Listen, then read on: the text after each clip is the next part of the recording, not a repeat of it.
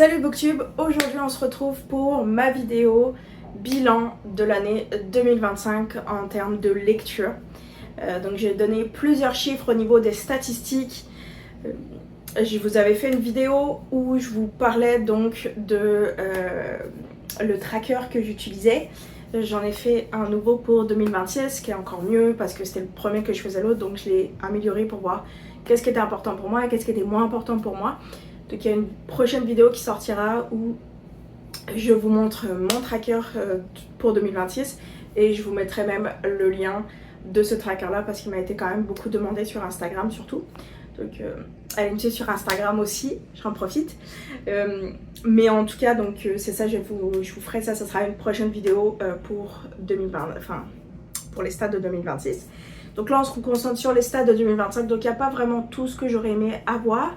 Mais il y a quand même beaucoup de chiffres qui sont très intéressants et que moi je trouve que j'adore avoir. Donc c'est ça, on commence directement, puis vous allez voir, ça va quand même prendre un peu de temps, mais je pense pas trop, ça devrait aller. Puis on va se finir par mes meilleures lectures, puis par mes meilleures sagas de l'année. Je commence tout de suite avec les chiffres. Donc cette année j'ai lu 101 livres, donc c'est un petit peu moins que 2024. Je m'étais pas mis de pression l'année dernière, je m'étais mis, en 2024 j'avais mis un objectif d'au moins 100 livres. Cette année j'avais décidé de pas faire ça parce que ça m'avait mis trop de pression, puis la lecture est censée toujours rester pour moi un hobby, je veux pas que je mette full de pression là-dessus, donc je me m'étais pas mis d'objectif. Dans un coin de ma tête, je voulais lire, oui c'est sûr 100 livres, donc je suis contente, je l'ai réussi, 101. Je me suis forcée, je voulais lire avant la fin de l'année, tu sais, c'est comme je qui compte dans l'année 2025. Mais c'était important pour moi, voilà, en vrai, dépasser un peu le 100, mais je l'aurais lu 90, j'aurais quand même été contente de moi. Donc ça reste des chiffres énormes en vrai, si tu mets que la plupart des gens lisent quoi, même pas 10 livres dans l'année, tu sais. Donc 100 livres c'est huge et voilà. Donc soyons fiers de nous déjà de ce que l'on faisait, puis soyons fiers déjà de ce que nous faisons. Je comptais les pages, donc c'est sûr que c'est pas des chiffres des fois qui sont très précis, mais ça m'a fait un total de 44 678 pages, donc c'est quand même énorme. C'est 44 678 pages pour 101 livres, c'est quand même un beau chiffre là, c'est énorme, on peut se dire. Donc j'ai lu 432 heures. Et en 2025, il y avait 365 jours. Donc je lis plus d'une heure par jour. Au total, si on fait de moyenne. C'est huge. C'est tellement huge. 432 heures à lire. C'est énorme, mais en même temps, ça m'étonne pas. Ça m'étonne pas beaucoup. Ma note moyenne, et on peut quand même être fier, c'est 4.1 sur 5. En début d'année, j'étais quand même assez... je suis une personne qui est... tu sais, il faut pas grand chose pour que je passe un bon moment dans une lecture. Donc je donne facilement des 4 puis des 5. Puis des 4,5. Les 5, mais en fait, à un moment dans l'année, vers septembre, j'ai commencé à être un petit peu plus sévère. Surtout que les notes, c'est un peu du mal à dire qu'est-ce que ça veut dire vraiment. Je continue à noter, ça me donne une idée de est-ce que j'ai aimé le livre ou pas, mais j'essaye plus d'y aller parce qu'en fait j'avais l'impression qu'un 3 c'est une mauvaise note, mais en vrai un 3 c'est quand même la moyenne, donc tu sais c'est pas si mauvais que ça. Donc j'essaye vraiment de réserver des 5 à des extrêmement bonnes lectures, à des coups de cœur, à des livres que comme tu sais je les ai avalés puis que comme tu sais je m'en rappelle encore maintenant ou qui m'ont marqué ou que comme tu sais des livres vraiment comme ça maintenant les 5 étoiles, donc ça va devenir un petit peu plus rare. Tu sais, j'en ai eu je pense une vingtaine l'année dernière, donc tu sais, je vais vous dire ça après les chiffres, mais tu sais, c'est ça. Donc là, je vais essayer d'être, voilà, on va voir les notes, je pense qu'en 2026, ce sera pas forcément la même chose, mais on peut être surpris par les livres qu'on va lire. Et donc, j'ai lu en moyenne 8 livres, un petit peu plus, 8,4 livres par mois, en sachant qu'il y a le mois de mai où je n'ai pas lu du tout. J'étais totalement en panne de lecture à partir d'avril, mai j'ai pas lu et juin j'ai recommencé à repartir. Donc en sachant qu'il y a eu quand même des mois assez faibles dans l'année, avoir lu plus de 8 livres par mois, c'est huge en moyenne. Donc moi, parce qu'il y a des mois où j'ai dû lire 15 livres, tu sais quand je pars en camping toute seule, des fois ouais, je vais me lire 2 livres, 3 livres en 2 jours, donc c'est sûr que ça fait pas mal de livres. Puis des fois tu lis des petits livres, donc c'est sûr que des fois ça peut pas forcément grand chose, parce que peut-être tu peux lire un livre de 700 pages, mais t'as le temps d'en lire 3 de 200, donc c'est pour ça que je préfère des fois le nombre de pages à plus de répercussions, mais j'ai pas noté mes moyennes de pages, je pense, par mois, j'aurais pu. Donc ensuite on arrive donc au livre par mois. Donc comme je vous ai dit c'était ma moyenne 8,4 livres par mois. Pour le mois de janvier j'ai lu 7 livres, le mois de février j'en ai lu 10, au mois de mars j'en ai lu 6, au mois d'avril 4, vous voyez la panne de lecture commence à arriver tout doucement, on la sent. Au mois de mai j'en ai lu 0, au mois de juin j'en ai lu 5, au mois de juillet j'en ai lu 15, au mois d'août j'en ai lu 15, au mois de septembre j'en ai lu 9, au mois d'octobre j'en ai lu 10, au mois de novembre j'en ai lu 8 et au mois de décembre j'en ai lu 12. Donc vous voyez, comme à partir du moment où comme je commence à prendre mes médicaments, je commence à retrouver la passion de la lecture, je commence à aller mieux un petit peu mentalement et là ça repart un petit peu ma lecture. Donc quand même, 2 mois à 15 livres c'est huge, c'est rare que ça m'arrive, je pense pas que ça réarrivera honnêtement. 15 livres c'était énorme, mais j'étais partie aussi en camping toute seule donc ça a aidé, mais ça a peu de chance que ça arrive en 2026, je vous le dis. Moi je lis 6 livres par mois, c'est même 5-6 livres par mois, c'est huge, il faut déjà être très content de ça.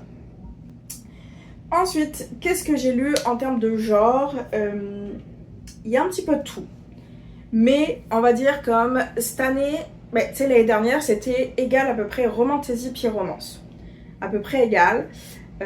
Et là cette année un nouveau genre est apparu dans ce que j'aime lire maintenant, et il y a les thrillers. Et pendant une grande partie de l'année les thrillers étaient en 2e position, juste devant les romances à comme quelques livres près. À la fin de l'année, romance est repassé devant avec toutes les romances de Noël, mais c'est quand même des chiffres intéressants, puis romantasy explose tout seul. Ça m'étonne pas tant, tu sais, j'ai lu 46 romantasy donc sur 101 livres. Donc presque 50% des livres que j'ai lus sont de la romantasy, surtout que des fois voilà j'ai mis dans, il y a de la cozy fantasy, il y a de l'urban fantasy, donc qui pourrait être relié à de la romantasy. Donc tu sais des fois, en vrai je pense qu'on a 50% de fantasy quand même dans ce que je lis, quand même énorme. Ensuite donc j'ai lu, ensuite en 2e donc c'est la romance, j'ai lu 24 livres de romance, donc moins que l'année dernière je pense, où on était plus à du 40, 50. Ça m'a moins tiré cette année, je pense que j'avais besoin de plus m'évader et les livres de romantasy repense, ça allait plus là-dedans. Ensuite donc j'ai lu des thrillers, donc les thrillers qui est le 3e plus gros, et j'ai lu 17 thrillers, donc c'est ça, on est quand même proche de la romance. Et cette année ouais ça a été une redécouverte parce que j'avais lu en fait La femme de ménage en 2024, j'avais full aimé, puis je me suis dit vas-y, il y a 2 livres, La psy puis La prof, qui sont sortis de Freya McFadden, et j'ai repris et j'ai adoré La psy. La prof j'ai pas trop aimé, mais La psy j'ai adoré, et j'ai commencé à regarder un peu sur les réseaux sociaux qu'est-ce que les gens ils conseillaient en termes de thriller, et là j'en ai avalé plein et j'ai adoré. J'en ai eu 17 et je pense qu'un de mes objectifs c'est d'en lire un petit peu plus cette année parce que j'ai quand même full aimé ça. Ensuite, bon là ça se partage un petit peu entre tout, il y a l'urban fantasy, j'en ai lu 5, la cozy fantasy, j'en ai lu 3. Un genre que j'aime bien, la cozy fantasy, mais des fois qui peut être un petit peu long. Mais des fois t'as envie d'une lecture relax, c'est parfait la cozy. J'ai lu du mystery et de la fantasy plus genre fantasy et du policier. Donc voilà, il y a un peu de tout. Mais il y a quand même 3 genres qui passent devant, puis surtout la fantasy. Vous voyez ce que j'aime en tout cas. En termes de notes, j'ai pas mis les DNF parce que voilà, mais souvent les DNF vont soit des 2 étoiles, soit des 1 étoile, soit des 1,5, donc à peu près ça. Donc il y a eu 2 livres que j'ai noté 1 étoile, 3 livres que j'ai noté 2 étoiles, 2 livres que j'ai noté 2,5. Il y a quand même pas beaucoup de négatifs. 2 livres que j'ai noté 3 étoiles. Et là on va dans la majorité, donc j'ai eu 13 livres que j'ai donné 3,5, 36 livres que j'ai noté 4 étoiles, donc c'est le plus. J'ai mis beaucoup de 4 étoiles, ce sont des excellentes lectures en vrai. En fait, c'est ça, tu vois, faut se dire, excellente lecture, c'est un 4, 4, 4,5. Et coup de cœur, c'est un 5. Et parce qu'en fait, il y a coup de cœur, puis 5, et tu sais, c'est comme un peu rough. 14, 4,5. Et ensuite, 29, 5 étoiles. Donc, on a une majorité, au fait, qui est comme au-dessus de 4. Et ce qui fait que c'est une très bonne moyenne de 4,1 en notation. Comme je vous ai dit, plus le temps avançait, plus j'ai commencé à être moins généreuse dans mes notes et en prenant conscience qu'un 3 c'est quand même une très bonne note. Donc, et on peut pas tout aimer, puis j'ai aussi beaucoup plus DNF et j'avais donc did not finish. Je vais continuer à faire beaucoup plus ça parce que t'es comme pourquoi tu te forces à lire quelque chose que t'aimes pas en fait. Et moi je les compte dans mes lectures, mes DNF, parce que à moins que si je l'ai abandonné au bout de 10 pages, non, je vais pas le compter, il comptera pas. Mais si je l'ai abandonné au bout de 200 pages, bah il compte dans mes lectures pour moi. En tout cas, moi, c'est comme ça que je fais. On passe à mes meilleures lectures. Ça a été dur de choisir. Je voulais pas en avoir trop. Donc j'en ai pris 10. Parce que sinon, ça fait trop. Ça n'a pas de sens. Ils sont pas forcément classés. C'est 10 livres que j'avais envie... qui étaient importants, qui ont marqué mon année 2025 et donc j'avais envie de parler. Tout d'abord, il y a The Right Move de Lee Stanford, qui est donc le tome 2 de sa saga Mile High. Je sais pas, c'est ça, High City, non? Bref, que j'ai adoré et que donc il faut que je lise les 2 autres et en plus je pense qu'il y a le 5e tome qui sort.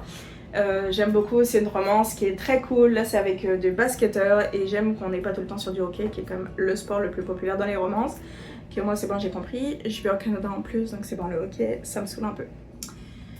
Et donc là c'était du basket, c'est une très belle romance que j'ai beaucoup appréciée et donc tu sais qui est une grosse romance, ça prend du temps et j'ai full aimé et j'ai adoré.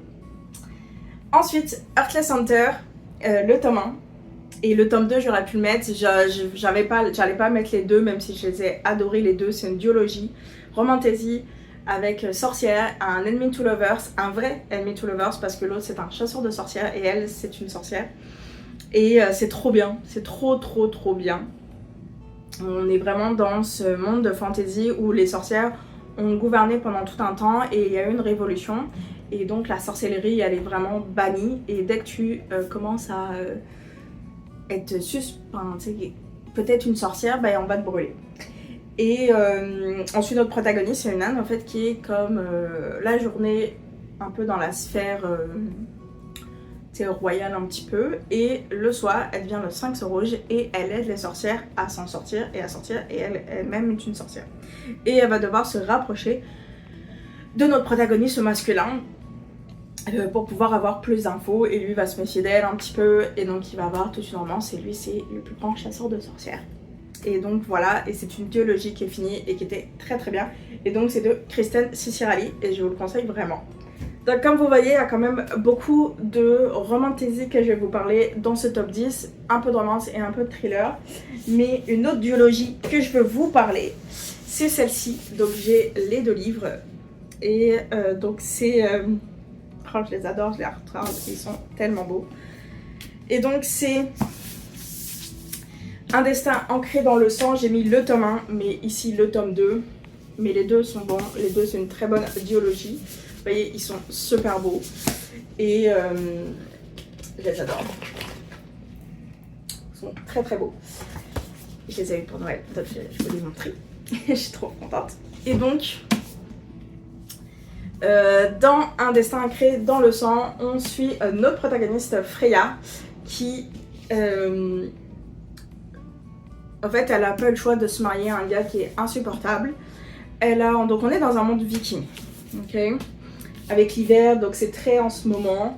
C'est par Daniel H. Jensen, c'est une duologie qui est terminée, donc vous pouvez la lire et c'est fun, ça se lit quand même très vite et qui est très cool. Donc et en fait, on suit donc notre protagoniste qui est en fait une...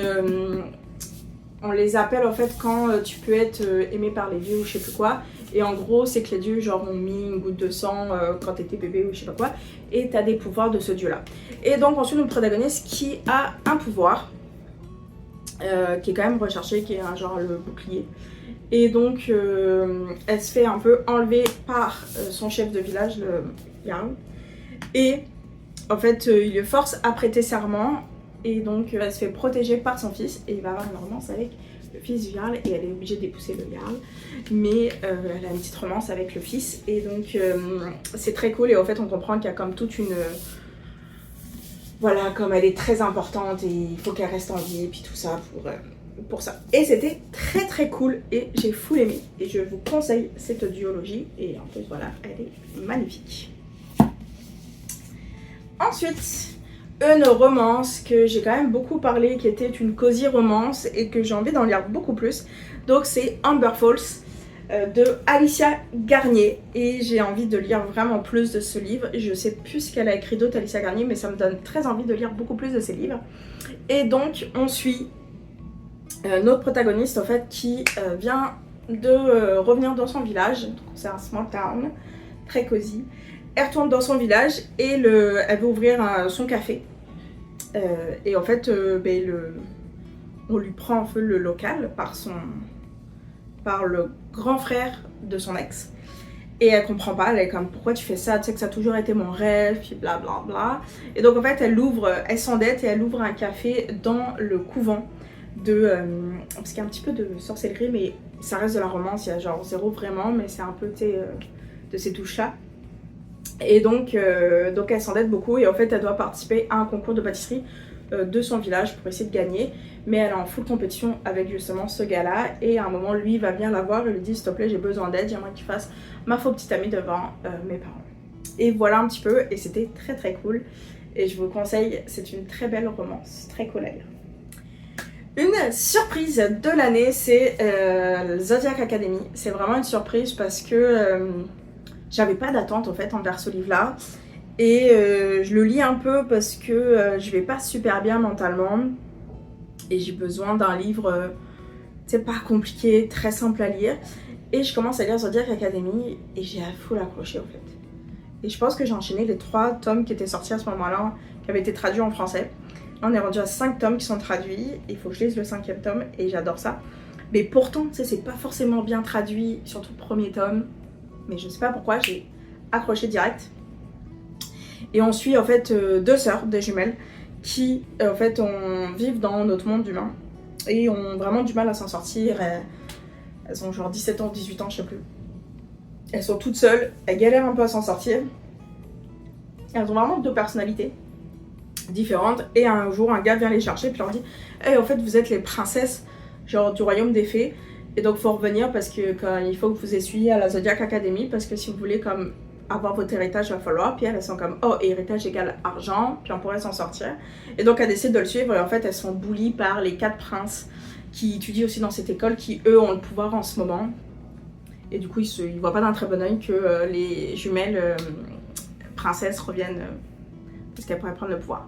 Et donc c'est tout ça qui va se passer et donc on est dans un monde où il y a des faées, il y a des...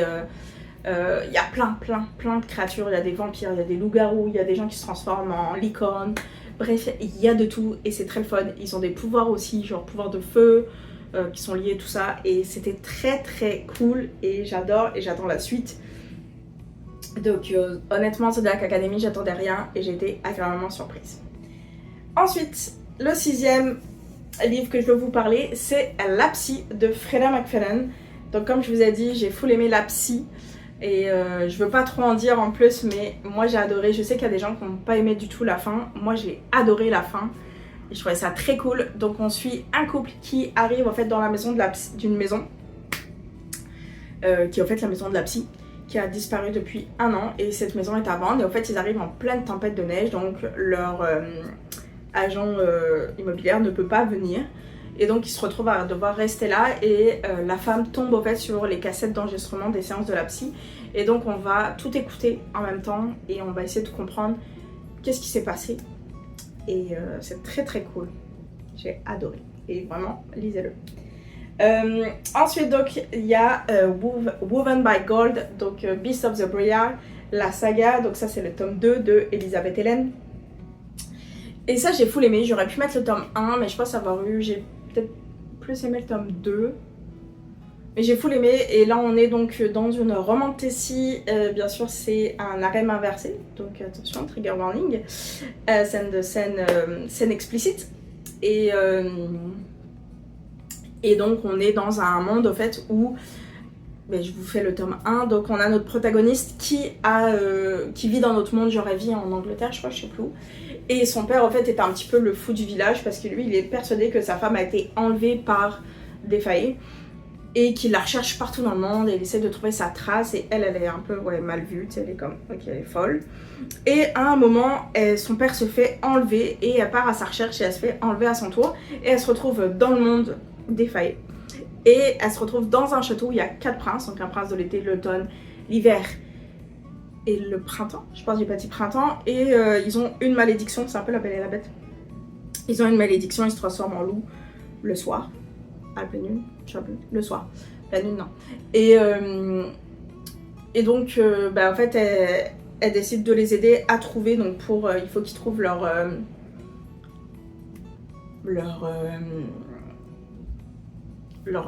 amoureuse, genre, pour pouvoir arrêter la malédiction. Et donc, elle décide de les aider s'ils libèrent son père. Et donc, c'est un petit peu tout ça, cette écriture. Et là, il y a plusieurs tomes. Le tome de l'été va sortir, mais je pense que je vais lire le printemps, l'été, c'est de lire comme ça pour voilà, laisser le temps.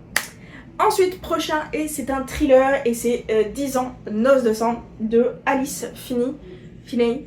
J'ai adoré, je m'attendais pas à grand chose parce que j'ai vu des gens qui avaient full aimé, d'autres qui avaient pas trop aimé, et j'ai moi adoré, j'ai full accroché à ce livre. Et je vous le conseille vraiment. C'est un thriller où on suit en fait donc un couple qui fête leur anniversaire de mariage. Et ils louent une petite maison en Irlande, en Écosse, un peu perdue au milieu de nulle part. Et on va avoir des flashbacks de toute leur histoire de couple, un peu qu'est-ce qui s'est passé. Et c'était très cool. Ensuite,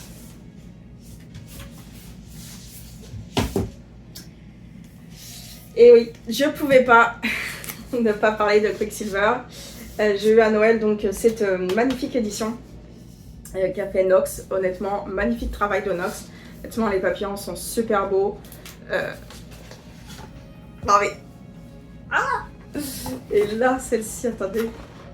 Ah oui, parce que ça, c'est celle en Angleterre, je pense. Enfin, aux États-Unis. Je crois que c'est celle des États-Unis, cette couverture. Donc, nous, on a un beau. Et attendez. Attendez. Et là, c'est là. Elle est fucking belle.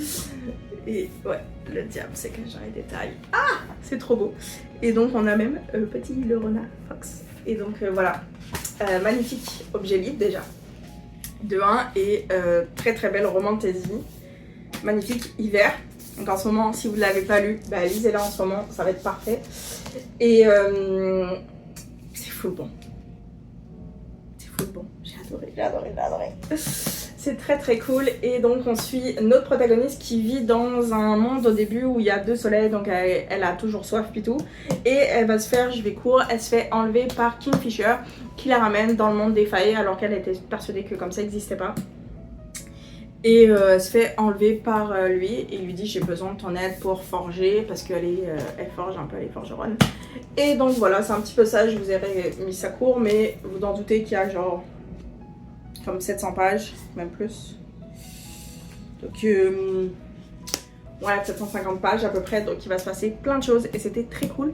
Par contre le monde n'est pas extrêmement bien développé, c'est un petit peu ce que je vais reprocher, mais on verra le tome 2 qui est sorti en anglais, donc je sais pas quand c'est qu'on aura la traduction, mais en tout cas cette traduction avait l'air très bien, ça se lisait très très bien.